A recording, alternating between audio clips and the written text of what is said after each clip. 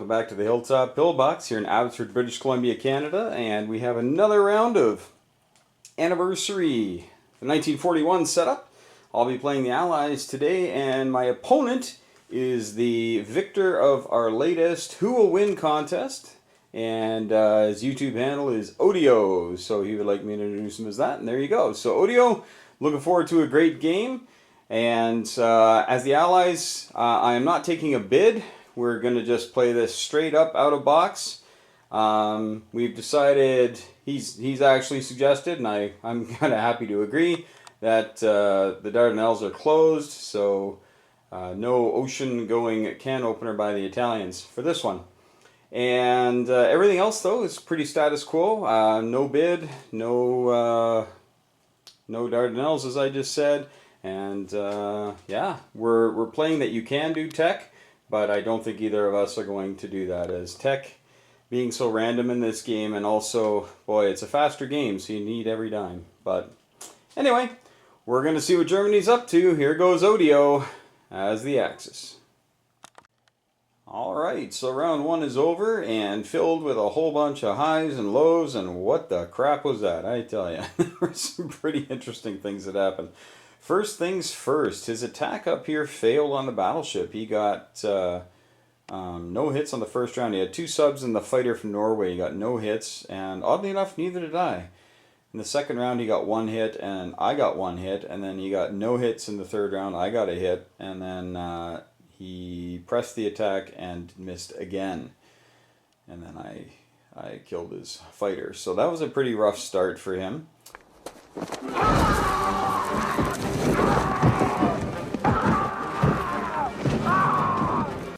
Then his attack on my destroyer in 6 failed. He sent his sub and cruiser, and they failed. My destroyer got a couple hits in a row. The reason the Italians are in France, he only left 2 infantry in there for Germany, so I went in there with, obviously I've got my whole fleet, right? So I'm able to sent in 4 guys plus some air power and killed his men. So the Italians had to come back and take it. And he killed all 4 of my guys with a loss of 1 man. So, yeah, the dice flipped around on that one. It was the best of times. It was the blurst of times. You stupid monkey. You shut up. His build was 10 German infantry. So we'll see what he does with that. That can be lots of cannon fodder. And he didn't lose any tanks on the first round. He did very well in the Soviet Union, actually. I think he lost... I want to say 1 man. I think he only lost 1 man in East Poland. Everything else he went in unscathed. Or no, he lost 1 in the Baltics as well. So I put my build on, a couple guys in Karelia. I put in 3 guys and a tank in the Caucasus. I didn't really want to put the tank there because it's a little exposed. He can hit it with 4 tanks, 3 men artillery, and 3 fighters, and his bomber. Now his bomber is down here. And what happened was Germany did an attack on Egypt and failed, but I only had a fighter and a tank left at the end of it. So I retreated the tank here, and I retreated the fighter over to India, and hopefully trying to hold that. We'll see how that goes. I built a tank and a fighter in Russia. I put my guys here in Stanovoy Shrabet, and we're just going to close the door here because there we go, some other people a little noisy. Then we have the Japanese. Very, very good round for the Japanese, except for 1 failed attack in Fujian here. Didn't work out for him, but obviously when I back off, he's going to take that freebie there. Don't know if I'm going to go back in, though, because he smartly built 2 transports. He's got lots of guys, lots of air power. So I think I'm just going to hold for now and see if he's going to land more guys up north. I had the Russians come into China. I'm trying something new here. I have no idea if it's going to work, but I'm going to send them in there. The Japanese took Burma with authority, brought down the fighters, so I think he's going to likely take India this turn. I just don't see it holding. So Japan's pretty healthy. They took the Money Islands down here. Didn't take the Philippines, just didn't have enough stuff, but they'll probably take it this round. They got lots of stuff to move around. Of course, they sank my battleship, and you can see he still has 4 fighters on his carrier, so no, I didn't get any hits. That was a bad start to that round. But we were able to take out his... He still had a destroyer in here, which we just killed for no loss. And I built a battleship and a transport. Now, this was a tough build for me to do, because he can hit that with his 4 fighters. He can come over here and sink my battleship and my transport. But I did that as a bit of a test. I want to see where he's looking. Is he looking to go west, or is he looking to pacify the Pacific? If he comes over here, he's going to lose his carriers, probably. Because I'm going to hit him with everything. Now, I can hit him with 3 fighters, a bomber, 2 destroyers, a carrier. So, and it would just be 2 naked carrier, or 2 carriers with whatever planes survive. Probably 3, maybe 4, like the first round. But I'm going to learn a lot about Odeo on this one. I'm going to see what kind of stuff does he like to do, and we'll see if he's up for prosecuting a war in the Pacific, or if he's just wanting to head over here. But this was a very good move. I like this move down here, and looks like India's probably going to fall, and then Persia will be next. So I can't get anything into Africa. I may be forced to do something I am loath to do, but I might have to build a factory down in South Africa. I don't want to do it, but it may happen. All right, so round 2's coming up, and we'll see what the Germans are going to do with this big stack of infantry. Okay, round 3 just about to begin, and a very, very interesting game is afoot. Strange things are afoot at the Circle K. Stuff that, some stuff I've seen before, other stuff I have not. So we're going to see where this goes. So I had to build everything in the Pacific to answer what he has done, which you will see. So Hawaii is wide open to invasion. Sydney is wide open to invasion. And he took the Philippines here. And I don't think I got any hits. He's got 2 guys there, so I don't think I got any hits.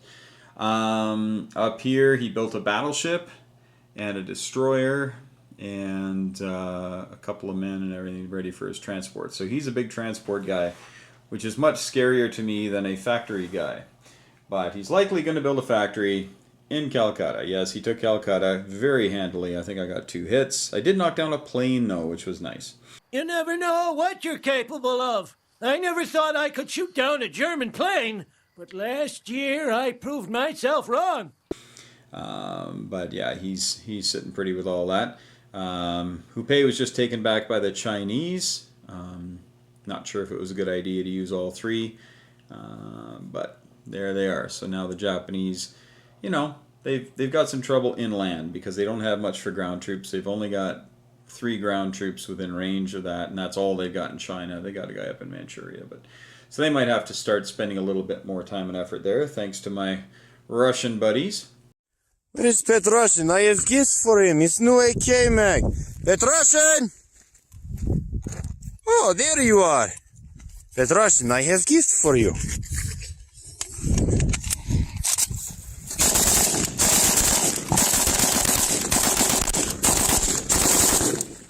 He's so happy.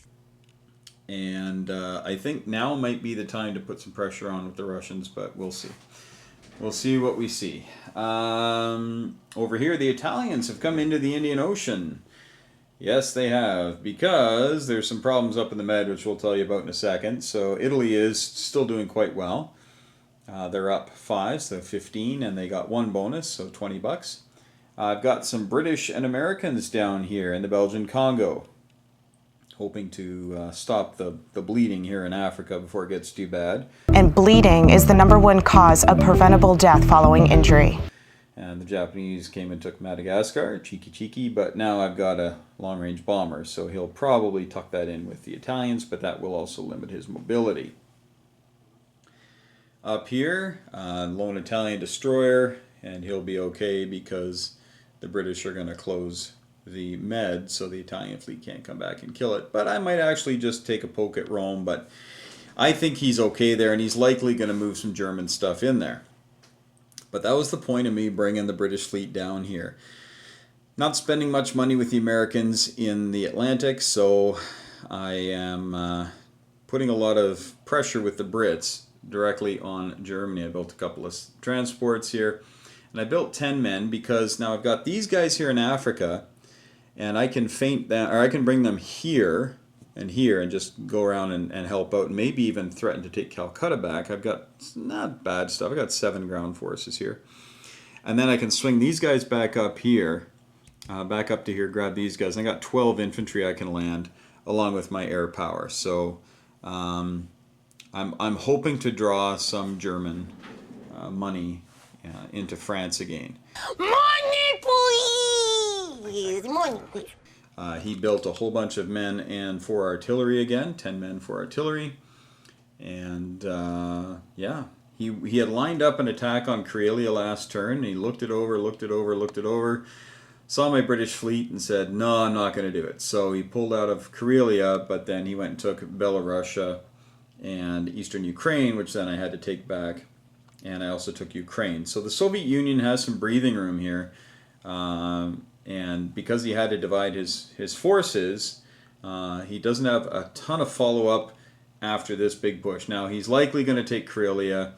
I only built 1 guy in there instead of 2 because I thought, shoot, I better worry about the homeland if he keeps doing builds like that. So losing Karelia, it's kind of inevitable in this game, typically. So, but if he does that and he doesn't take care of this, I got 5 guys down here that he really can't get to unless he brings his tanks down. So if he brings his tanks down, then yeah, he can smash that. But if he doesn't, then I can move into there. Oop, sorry about that, Mr. Italian. Knocked you right over. I do have 2 bombers over here, and I built one there, and I moved the one from Hawaii there now. He said, oh, you got some industrial complexes to bomb. But actually what I'm doing is, the eastern United States is only 1, 2, 3, 4 away from this sea zone. So if he brings his fleet over to take Hawaii, that's why I left it with just 1 guy, I can hit him with the 2 bombers, 4 fighters, a battleship, 2 freshly built subs, 3 destroyers. Or 2 destroyers? 2 destroyers. Still a pretty good force, and it'll be much larger than what he can bring. So if I can do that, I think I got a chance at slowing down the Japanese juggernaut. He's likely going to build a factory in India this turn and start pumping stuff out. So I have to be wary of that. So this is a very interesting game that's happening right now. And yeah, I'll let you know how turn 3 goes. I'm going to find out what happens. Will there be a factory in India? India is probably going to come by and take Persia this turn, so I'll be having to send some Russian stuff south. Won't that be fun? The answer is no, it won't. Alright, turn 4, and again, very interesting game this is turning out to be. As you can see, I have sortied the US fleet out to Hawaii because we are out of harm's way from the Japanese fleet. And I kind of showed my hand and brought the bombers out here. So I didn't have them. I didn't feel like if I kept them in eastern U.S., he'd know the fix was in. So I might as well move them over here, and maybe we'll catch some ships unawares. Yeah, some interesting stuff went on. He decided to be a little cheeky and go grab that. So I still don't want to move my Soviet guys any further in though, or further out, pardon me, towards the Pacific, because he's just got, he's got, look at all these transports he's got and everything like that. The Chinese had some very fortuitous rolling. We had a battle in Hubei where he had 2 ground units and 3 fighters. And I had 3 men. And I actually got 3 hits before he got 2. I still had 2 guys left over. Like, his rolling was abysmal. Absolutely abysmal. Some of the worst I've ever seen was on that one battle for Hubei. So fortunately it wasn't for a capital or anything really important. But yeah, he lost a tank and 2 men to my 3 Chinese infantry. So the survivor went to Kiangsu, and the other one came in to went up to Ningxia. Kind of trying to bulk it up, make a little bit of a wall here. I don't know how much of a wall that is, but when Japan doesn't have much stuff on the border, that's the way things go. Now you remember the destroyer and transport that I had in Australia that I like to move out here to 30, waiting for an opportunity while the Japanese took French Madagascar, and well shoot, and then they took Calcutta and he built a factory, and he didn't notice the transport until he was just finished the Japanese turn. So he had just finished the Japanese turn, and he went, oh. Oh, crap. Or something along those lines. And I said, oh, you just saw it, didn't you? And he said, yep. Now, he did have a fighter there, so it wasn't a sure thing, of course. But I did get a 2 on the first round with my man and artillery. So I was able to take the nice brand new factory. I only had 1 artillery there, and I thought, well, it's probably not going to last because he's got 2 2s there. Probably won't last till the British turn. So I thought, I'm going to go bulk it up.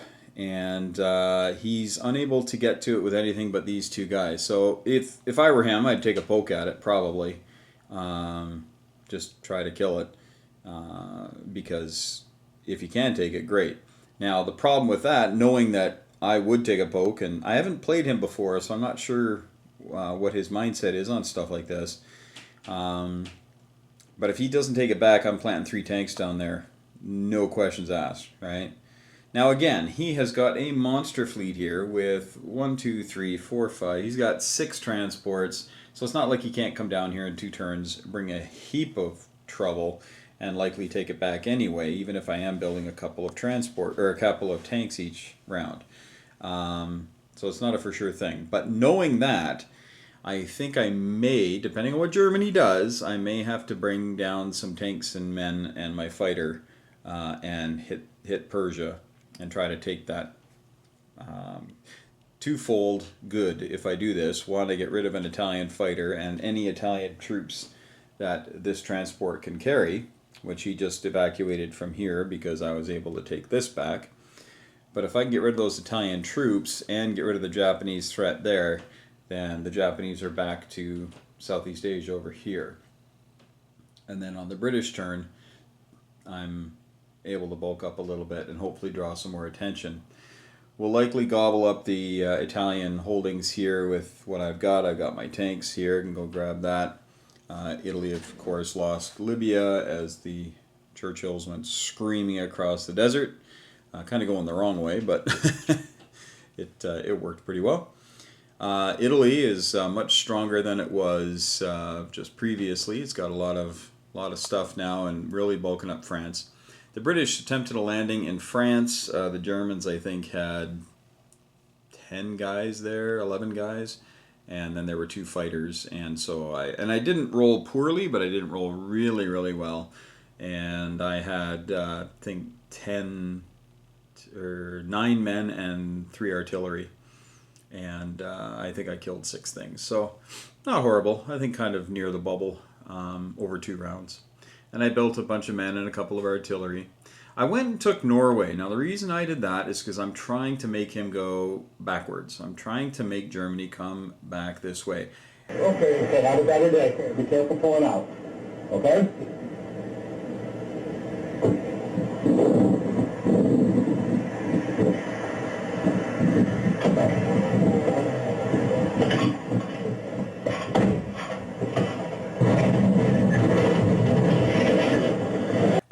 Knowing that the landing in France was likely going to fail, I thought I got to give him something to do here.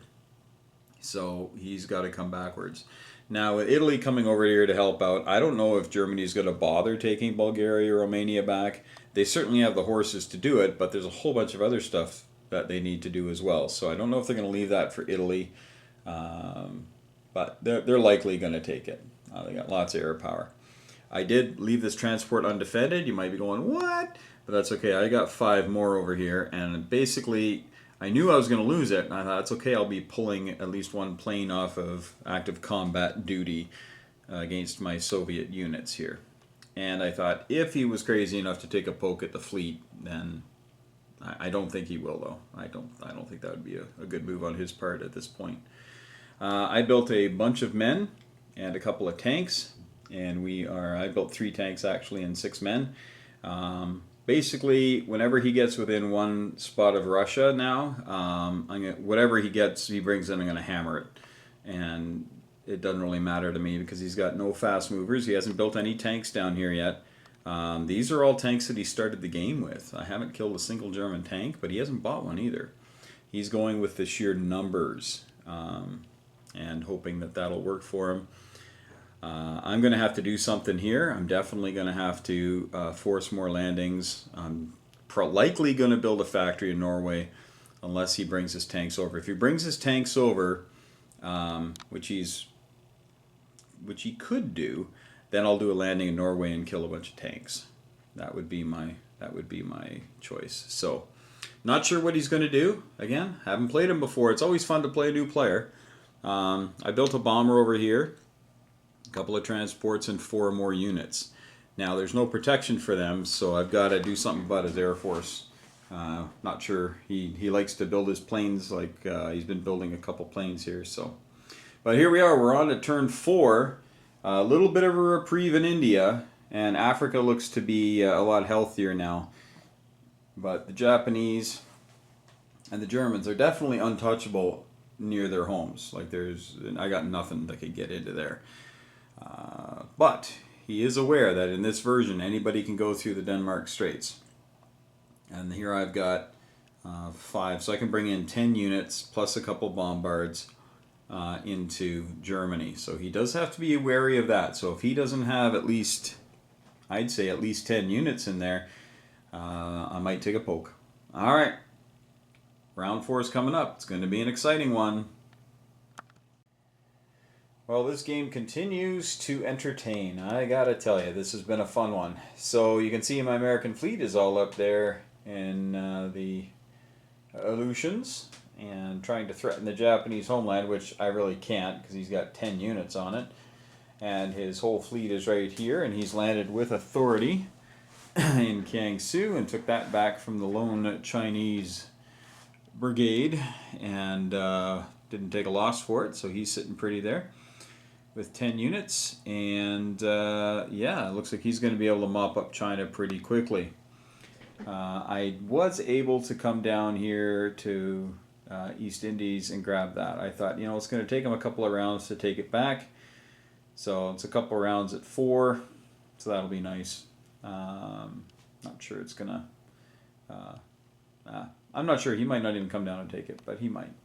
The Italians are over here because my British destroyer and transport came over here, took that, and then, of course, the Italians had nothing to do. So they decided to go sink that, and of course with no damage taken. Built 3 tanks in India, and we're going to have to keep doing that. We do have some Soviet support here, as the Russians came down and beat that Japanese and Italian group, and it was fortuitous that I was able to do that. But that's kind of what I had planned going in, and I had the Caucasus, I had my 4 tank build ready to go. So honestly, even if he had left, you know, a couple of fighters here and built like 3 tanks, I was going to be able to hit it with a fighter and 8 tanks this round. So it's unlikely that him missing the destroyer transport combo down here in 30 played much of a role in that. So I really don't think it was that big of a deal, to be honest. I mean, I'm really glad I got it, but I think it was just a matter of time before it fell. Yeah, so that's the situation there. I did see him come down here after I moved 2 guys up into Yakut. He decided to come back down. Again, he's playing this really smartly. These Soviet guys usually have had some fun by now, and they're just sitting there because he's playing this really smartly. He's not evacuating everything he's got, so I have to play honest with those guys, and that's a good tactic. It's good on him. Egypt is all back in British hands except for Madagascar. On the Eastern Front, we've had a little bit of movement here. I landed 10 men and moved over 2 guys from Finland, and he had moved 2 German soldiers in there, and we killed them without loss. He built a couple of men up here in Karelia, still has his 6 tanks, but now he's got some stuff to worry about, because I can take this fleet back here, I can load it up and then come back, so I can hit Karelia with 22 units on this round. Whether or not I do, it remains to be seen. But at least that's a possibility. And the Soviets, I think I'm going to sortie these guys out. I left Eastern Ukraine open. He's probably going to just step one guy in there, but I hope he comes in with this stack. Time is ticking against him right now, though, so he will have to move in shortly if he does want to pressure Moscow at all. Now, Italy is kind of getting beat up a bit. They did get Bulgaria, Romania back for the Germans, and I just evacuated my guys because I knew that was going to happen, and I didn't feel like losing 4 Soviet infantry. And so I've got a little bit of a punch here now, and I've still got these 4 tanks down here that can come back and hit Ukraine. So if the Germans do come into Ukraine, I should be able to take it back. France, he moved his Italians from France into Germany, and then moved his Italians from Italy into France. And I just built a bunch of men and a couple artillery in Britain, and the 3 tanks, of course, in India. And as far as the Americans go, I spent every dime here in the Atlantic. So I have now 3 transports full of men and arty, and a battleship, cruiser, and destroyer. And there's another destroyer here that may die to a plane, but he seems a little loath to go after ships with planes. Yeah, he might be a little gun shy. As I say, he's gotten beat up by the dice a couple of times at key points in this game. Mine have been okay. It's just that he's been rolling blanks. Okay, so that was pretty good. The last one went about 8 feet, so let's see how far we get with this one.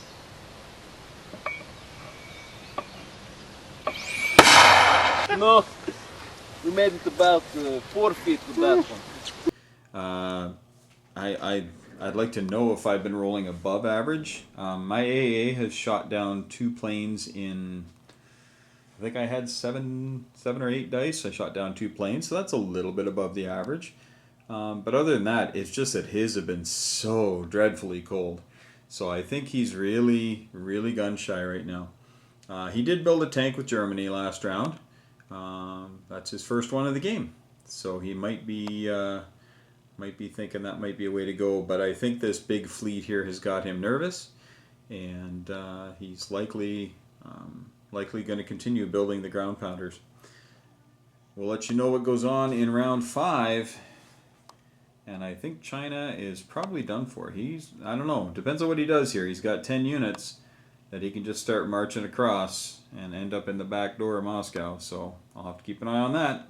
Round 5 coming up. Okay, end of round 6, and the game has been called, mainly due to time. My worthy opponent, Odeo, he lives in the central time zone, so it's actually 20 after 1 in the morning right now. And because I live on the west coast, it's only 20 after 11, and I'm pretty tired, so we're just going to let you know what's going on here. The Japanese are pushing hard into China, and China's probably got 2 more turns left till it is erased.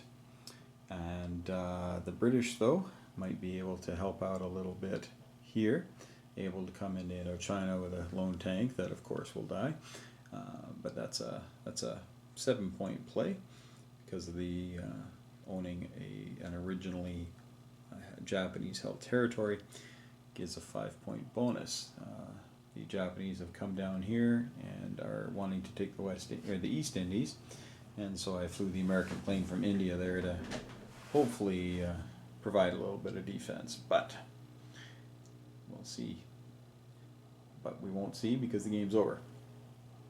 Over here, Africa is all sewn up, of course, except for pesky Madagascar. It's a great move for the Japanese player to grab that, because it typically stays Japanese for the whole game. It's not worth the resources. The Soviet Union is looking pretty healthy here. They're doing okay. They just have a couple territories over here they've lost and will likely remain lost for the game because it's better than losing that infantry. But up here, the big story is the British were able to land with 22 units, or 22 units. They had 20 infantry and 2 artillery and 2 fighters and some bombards, and they were able to kill all the German stuff and still have 13 units left. So a fairly successful landing, and they built enough stuff to do another one if need be.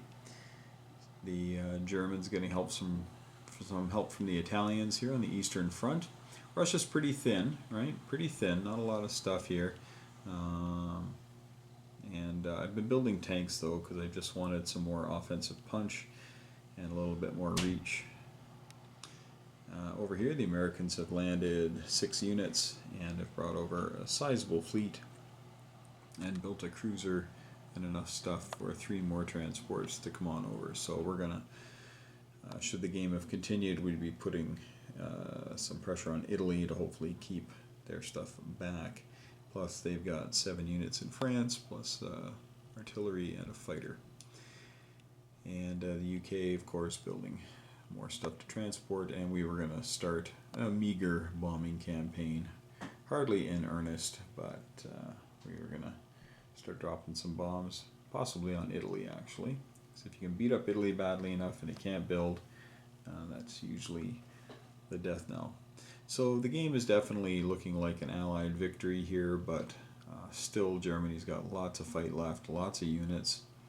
And Japan, of course, is actually doing quite well. They little setback in India here, of course, but China is about to get overrun, and possible another 10 units hitting the Chinese coast this next turn. So he's got lots and lots of stuff coming. Good economy. My fleet up here is pretty much just for show. Not a lot I can do with it. He was saying he was concerned that I'd be bringing stuff over here, so he wouldn't be able to, he'd have to come back and attack it. But I didn't want to spend any more money in the Pacific at this point, so I was just up there to keep him nervous, and it seemed to work a little bit. Now had the need arisen, I would have come in there and we would have had a nice big battle.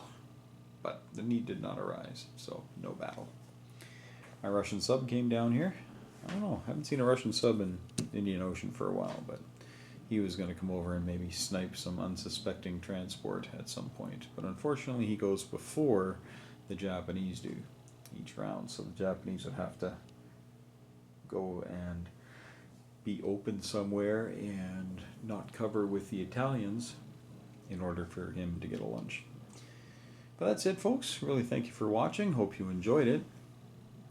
And remember, this is from a choice that Odeo made. He won the Who Will Win contest, and he actually nailed it. He got the exact answer right, and he chose to have this instead of getting a small army of about 10 or 15 units. He said, no, I want to have a game. So hopefully he had a good time. I know I certainly did. I learned a few more things here that I had not seen before, and we had a good post-game chat talking about the highs and lows of the game, and I think we both learned a lot. So it's a good time, really productive, really educational. But as we say here at the Hilltop Pillbox, hug your loved ones and tell your friends you're happy they play, and as always, may the dice be with you.